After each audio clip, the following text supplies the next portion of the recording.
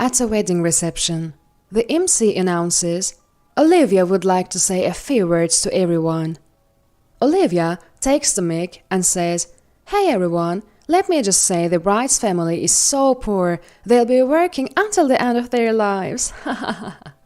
I was stunned. I'm Emily, 31 years old. Currently engaged to Noah. He was the same age. I love Noah, but to be honest, I'm not so keen on Olivia. But my married friends tell me mother-in-law and daughter-in-law conflicts are pretty much universal, so I guess it's inevitable. Still, I can't help but feel it's a bit much. My first impression of Olivia was terrible. This happened during a family meeting.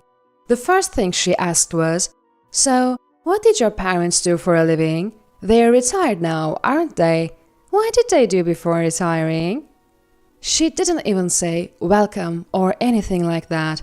She asked this before I even had a chance to sit down. Noah, why is your mom asking this before we've even sat down? Noah quickly tried to intervene, but Be quiet, Noah, she brushed him off. Feeling a bit overwhelmed, I answered while still standing. Well, they're still working. Then she barraged me with questions like, What? They're still working? So did they have you when they were really young? Did they drop out of school to have you? Were you a teen pregnancy? I don't think teen pregnancy is inherently bad, but her tone was so prickly it disappointed me. I answered honestly, we grow strawberries in greenhouses. We're farmers, so there's no such thing as retirement age for us. My dad is 62 and he's still going strong. She replies, What? 60 is a retirement age for most people, you know. Even James retired, but now he's a CEO. He'll probably work until he's 67 because he's the founder of Wilson Electronics. Mom, Noah interrupts her with a weary tone. However, Olivia points at me, still standing, and goes on a tirade. Listen, Noah, you don't get it. Your spouse will be with you for twice as long as you've lived, your 31 years. Over time, the gap where you two grow up will slowly eat away at you, Noah. Are you sure you want to be with someone from such a low-status family? Just then, the sound of the front door opening echoed through the house. James had returned. I'm home. A voice came from the entrance. And then, you've traveled far. Let's have some tea. Please have a seat. Olivia's demeanor changed in an instant. I was at a loss for words. The transformation was as if she had been in a bad dream. That's how it felt. I'm really sorry for making you uncomfortable. Noah apologized on our way home. Yeah. Truth be told, I wasn't feeling great either, so I couldn't say, it's fine. But what was that all about? After James arrived, we all spent time pleasantly in the living room. I couldn't tell if the weird vibe before was the dream, or if the good times after James arrived were the dream. I felt confused and disoriented. It seemed my bewildered expression gave me away. You see, Mom has this pride about starting a successful business from scratch. But that's no reason to hurt you. I'll have a stern talk with her, Noah said. I see. It became clear that Olivia's real nature was what we saw before James arrived. But Noah's stern words only fueled combative spirit. From then on, she became even more hostile towards me. And as we had several occasions to meet, like during wedding preparations. Are you sure you're actually going through with this wedding, even though you are so poor? Olivia would say to us every time we met. We're not that poor, I managed to reply. But you are definitely poorer than us, she retorted. Absolutely. I don't know how much income Noah's family has, but I know they have a successful business. Enough, Mom. Even Noah slammed his hand on the table in anger. a marriage between the two people involved, isn't it? And your attitude, criticizing Emily's family behind Dad's back and trying to make her back out of the wedding, is just unbearable. It's really underhanded. You know what? If you hate the idea of our marriage that much, you don't have to come to the wedding. Dad said he has to miss it because of important overseas business dealings. So, how about both parents just don't attend? This seemed to light a fire under Olivia. "We'll see about that wedding," she muttered, leaving her words hanging in the air. I had thought that her words were merely a case of sour grapes after being confronted head-on by Noah, but I was wrong. On the day of the wedding, it all erupted in the grand fashion. The ceremony went off without a hitch, transitioning into the wedding reception. I was in a pristine white dress. Noah was in a grey tuxedo. We both sheepishly complimented each other. "You look beautiful." "Noah, you look great too." We were enveloped in our own happiness.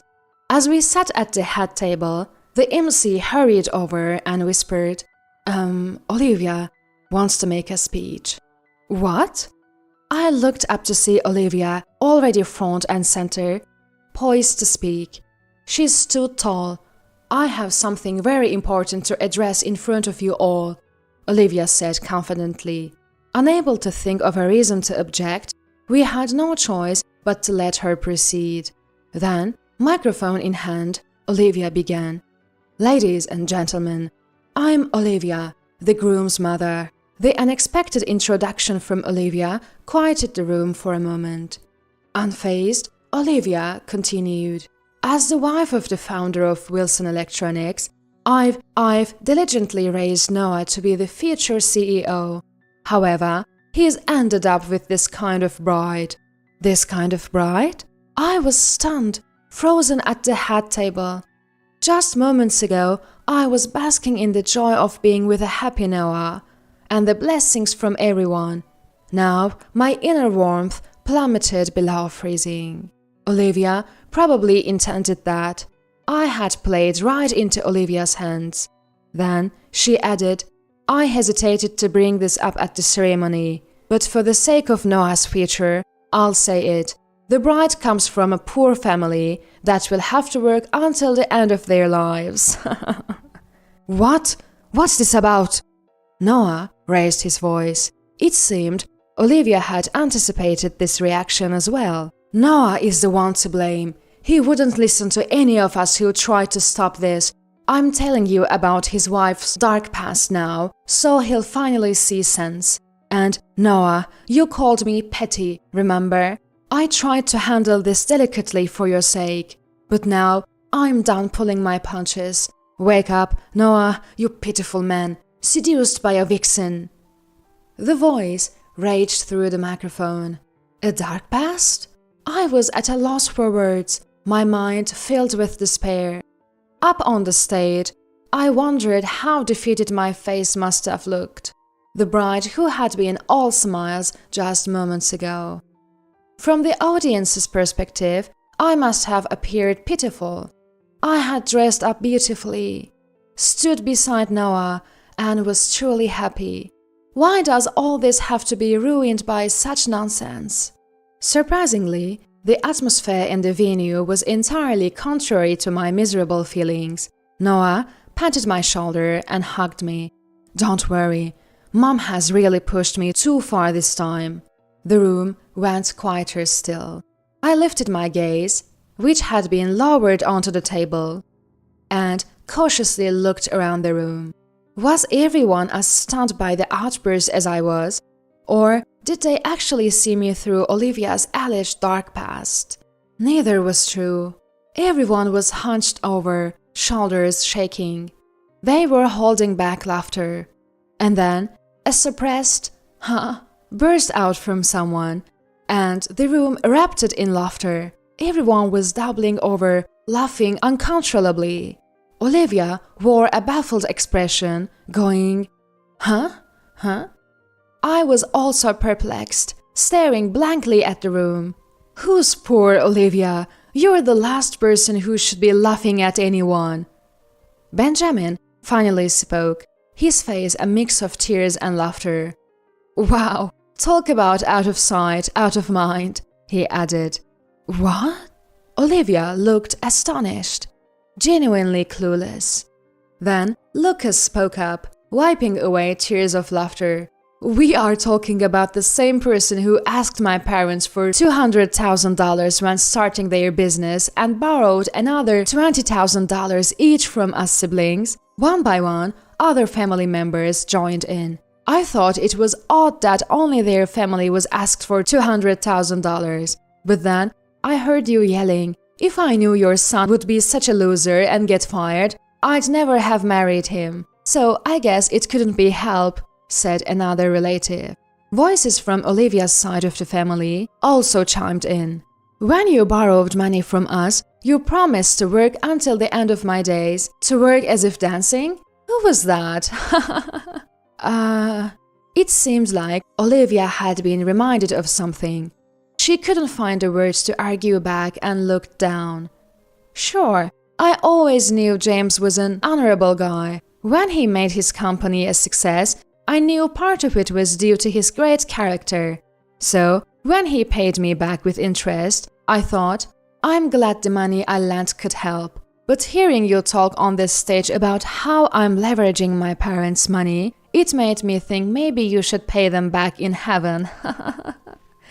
It seemed that was the truth. After all her talk demeaning me as poor, she herself had been demanding money. Now, it was my turn to look down and hold back laughter. "May we say something?" Amid the laughter, a person dressed in formal attire stood up with a commanding voice. A formal dress meant, yes, it was my mom. She walked assertively up to Olivia, crossed her arms, and exerted pressure with a glare. "What do you mean by poor family?" I meant exactly what I said." The focus had shifted, and Olivia seemed relieved. She took an aggressive stance toward my mom. "You're still working, even though you've reached retirement age. That's what poor families do. That's why I hate farmers. So presumptuous." I could even see spit flying towards my mom from my seat. This time, my mom laughed right in Olivia's face. "Olivia, you really crack me up.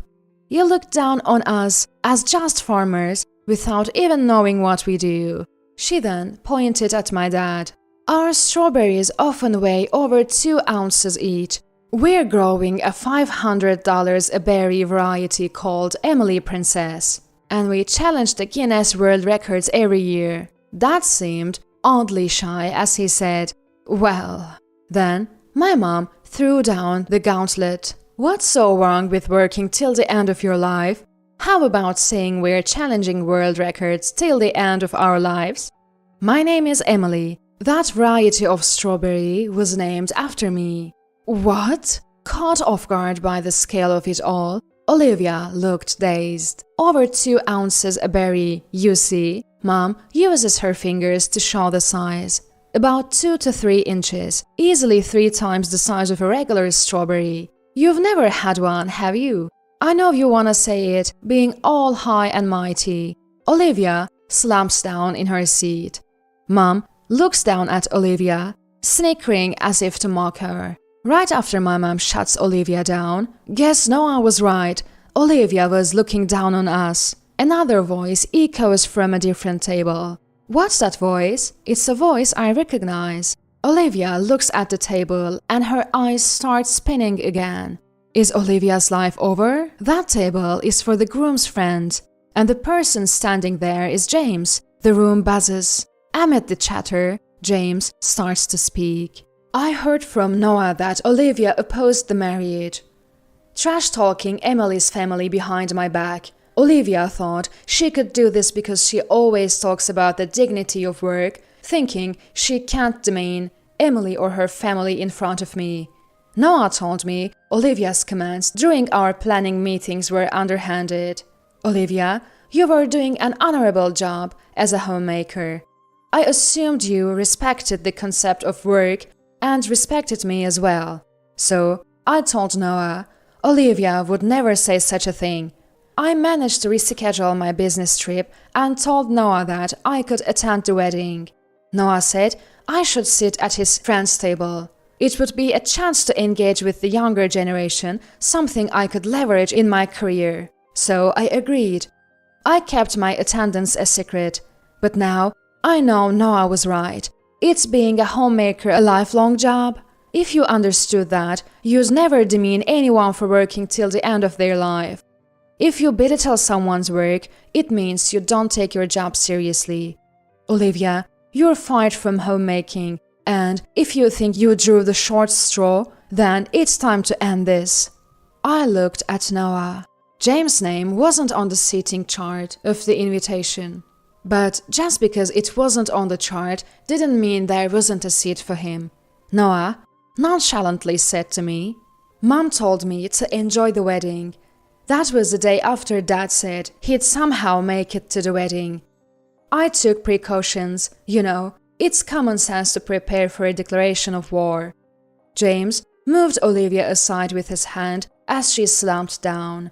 He grabbed the microphone from her and started speaking. "Thanks to all of you, our company has grown significantly. We are forever grateful for this, to Emily's parents, who raised her to be the woman she is today, and for agreeing to have her marry my foolish son Noah. I offer my deepest gratitude." Olivia remained slumped over, trembling and curling up.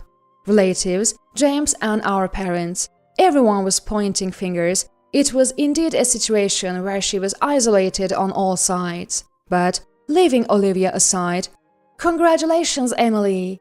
Applause erupted from everywhere. The atmosphere instantly switched to one of celebration.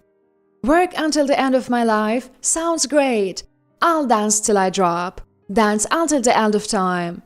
The wedding reception ended as a lively party. In the end, James and Olivia separated. James' reason for the separation was this: he takes pride in his work. He doesn't see eye to eye with people who belittle the concept of working. And unless someone who behaved so rudely at the wedding was excluded from the family, it wouldn't be possible to apologize properly to my dad and mom. Olivia had whined about not wanting to work at her age close to the end of her life, but after discussions, they divorced. She reluctantly started working. She had belittled James by saying, "Anyone can work," showcasing her arrogant character. She couldn't keep a job. Noah told me she's still unemployed, and has even asked him for financial help, which he declined. He said he has cut ties with her. As for my dad and mom, their mega strawberry is just inches away from making it to the Guinness Book. The giant fruit was valued at $500, and even after reaching retirement age, they've built a lavish mansion paid in full. And we are living in the second lavish mansion. And Noah became the second-generation president of Wilson Electronics. Valuing the sanctity of work as experience in this wedding, Noah is doing well as a business leader. And now I'm pregnant with the third-generation president-to-be. With strictness and love, I want to raise our child to find joy in work and become a person everyone can respect, says Noah. He isn't even born yet, but settling on an educational approach is crucial. And I know that a child of this man will surely grow up to be such a person. Feels safe to be born. I rubbed my belly.